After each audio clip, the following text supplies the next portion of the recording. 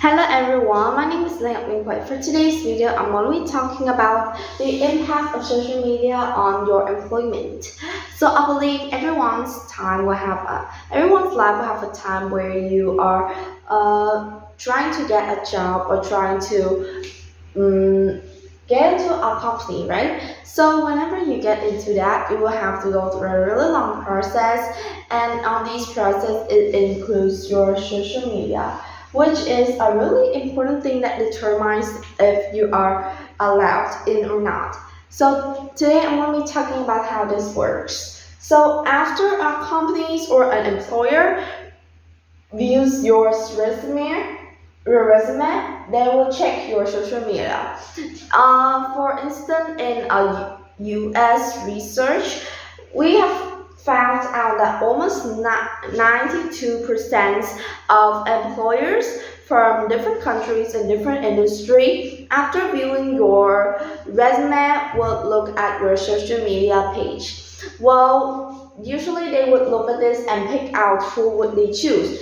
Let's have an example. Usually when they open hiring, a bunch of resumes would be sent by different individuals, and then they'll pick about, let's say, 10 or 5 individuals which could fit into the job. Then they will search for your profile and look on it on social media. And so on your social media page, it will show almost everything that that employer could need. The employer doesn't just need about the way of your certification or your achievements, but on this social media page here, they could view first is about their information of you, like your name, age, and how do you show yourself in front of people publicly. Next is about your population. If you know a lot of people, if you like having a really wide connection with people to people, and also it will show your lifestyle. Like it will show how you play with your friends, how you share your stories, how you highlight yourself, and how you prioritize yourself. It is all showed in social media, especially in your page.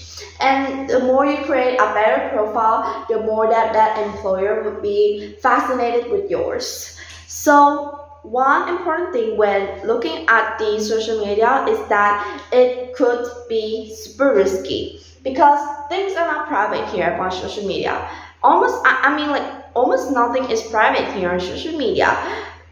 Maybe not everyone will see it, but for sure a group of people will see you up on there. And even for informations that you deleted, sometimes could be saved from other individuals around who have a bad intentions for you.